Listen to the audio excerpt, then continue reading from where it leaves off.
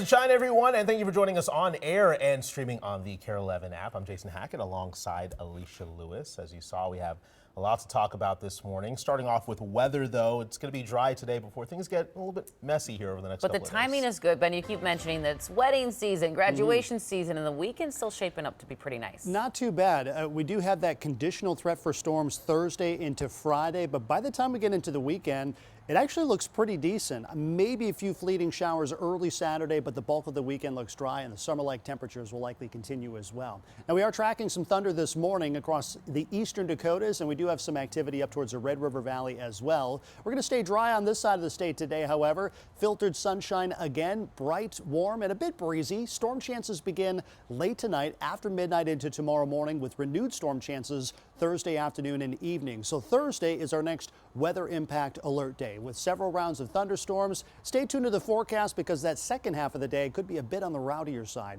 We'll time out those storms in more detail coming up. But first, let's get a look at the roads with Cece. Good morning.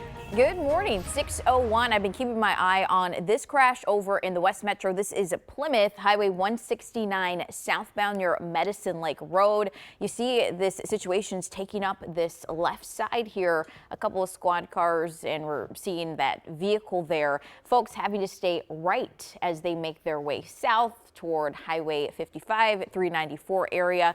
At this point, the backup is pretty decent. I mean, if you're heading out right now, I would take an alternate route. You can hop off highway, take Winnetka Avenue. You can also hop on Highway 100 just to get around that situation. Hopefully that backup clears up pretty soon, but say you're heading out at 6:30, I'm sure the situation should be clear. If it's not, we'll kind of reassess when we get there. But for right now, those are your alternate routes. That's the only crash I'm seeing out there right now, and the only area where there's a significant amount of slowing. Everywhere else looks pretty decent out there. We'll talk about construction when I see it just after 6:15. Cece, thank you. Well, it's the first full day on the job for Minneapolis' new interim police chief. Mayor Jacob Frey named Bill Peterson to the role, replacing Brian O'Hara after he resigned last week. Megan McPherson has a closer look at MPD's new leader. Megan, good morning. Good morning. Interim Chief Bill Peterson is a 30-year MPD veteran who has spent decades leading units across the department. He says his priority right now is stability. Mayor Jacob Frey officially introduced him as interim police chief yesterday. Peterson has led the department's first precinct since 2019 and previously helped coordinate MPD's responses to major events, including the I-35W bridge collapse, the Northside tornado, and the 2020 riots. He now takes over after Assistant Chief Katie Blackwell temporarily oversaw operations following O'Hara's resignation, and says while the department is facing another transition, his focus is keeping MPD moving forward. We are a department in transition. However, the foundation of our department is strong. We have great people, we have great leaders, and we are a fully functioning police department that is still moving forward. Also at that press conference, Peterson did say that he will not seek the job permanently. I'll share how long city leaders say the search for the next chief could take coming up in 30 minutes. Back to you. Megan, thank you. Well, new this morning, the Minnesota Star-Tribune announcing it's cutting 15% of its workforce. The Tribune says that this comes as they eye a potential new ownership structure. They say cuts will be made across every department, including the newsroom, which will lose 25 journalists. It was just last year when 125 employees were laid off after closing its downtown Minneapolis printing plant. In a few hours, crews will be back in northern Minnesota to try to put out the Birch Bay wildfire. This has been burning just north of Ely in the Superior National Forest since Monday afternoon. Officials say it's burned 35 acres so far, but luckily no structures have been destroyed. They say firefighters had a successful day of suppression work and did not see much fire spread. Despite that, officials are expecting another day of near critical fire weather and are reminding the public to stay away from the area.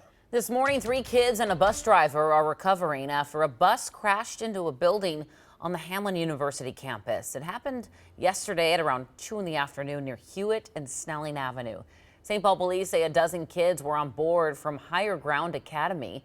Witness video shared with KARE 11 shows students and what appears to be the bus driver being treated by first responders. In that video, police are asking the man why the bus ended up in the building. He says the brakes did not work. A Hamline student who was in the building at the time described the chaotic scene. We heard a big boom and the whole building shook. I came down the stairs and there was like a big cloud of smoke or dust. I'm not sure which one it was. but it came shooting at us. We all covered our mouths and ran out. Police say the bus driver did not show signs of impairment. Everyone is expected to be okay. The school is operating normal today, but the building that the bus crashed into will be closed until further notice. An update this morning out of St. Paul. The city attorney's office says no state charges will be filed in connection with a January protest at City's church. The city attorney says prosecutors determined there was not enough evidence for criminal charges. In January, protesters went to the church to speak out against a pastor who works at the local ICE field office. Several protesters are still facing federal felony cases. This morning, the Coast Guard is offering a $1,000 reward for stolen equipment from a Wisconsin lighthouse that could cause, quote, catastrophic collisions. Our Felicity Dockel has the latest. This lighthouse is in Superior, Wisconsin. It's on Lake Superior. Investigators say someone or some people forced their way into the lighthouse and severed power before taking the beacon. The Coast Guard is actively investigating. There's a $1,000 reward for any information that leads to an arrest. Investigators say this is, quote, not a simple property crime. It is a reckless act that immediately jeopardizes public safety. They go on to say that without this light, there could be vessel collisions or groundings, not just between ships, but with recreational boaters on the lake. If you know anything about this, we have a link on KARE11.com where you can submit a tip anonymously to the Coast Guard. Time now 6:07. The Twin Cities are getting ready to party like it's 1999. Yeah, 10 years after Prince's death, Minnesotans are taking the next several days here to celebrate the music icon, and it kicks off tonight with a very special concert. All where it began, and that is where we find our Audrey Russo standing outside of First Avenue with more. Good morning, Audrey. Good morning. Of course, where better to start a week full of Prince events than the place where he really found his sound? I'm of course talking about Prince Avenue, Prince Rogers Nelson Way, iconic street sign there. And honestly, who better than to perform at this venue than one of his lifelong friends, the one and only Chaka Khan. And take a look at this. Chaka Khan is performing at 7 o'clock tonight. This is, of course, in celebration of Prince's life, his legacy, 10 years after his passing. Now, I did take a look at tickets this morning. It looks like resale tickets are still available, but they're going to cost about $300 a pop. And this is just one of several Prince events running throughout the week. There's going to be Prince Night at Target Field tomorrow, the Downtown Prince Walking Tour, all culminating with a Prince sing-along. You know, we actually got a sneak peek at their rehearsal last night, where a Minneapolis-based choir of more than 100 vocalists practiced his greatest hits. But we knew that his most famous songs were the songs people love to sing, and this is a singing event, and we wanted that to be really centered in this process.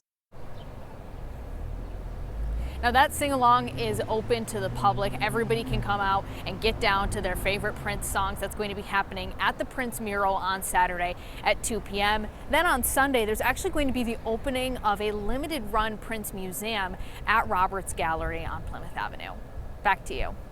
Should be a ton of fun tonight and for the next few days. All right, Audrey Russo reporting live in front of First Ave. Thanks so much.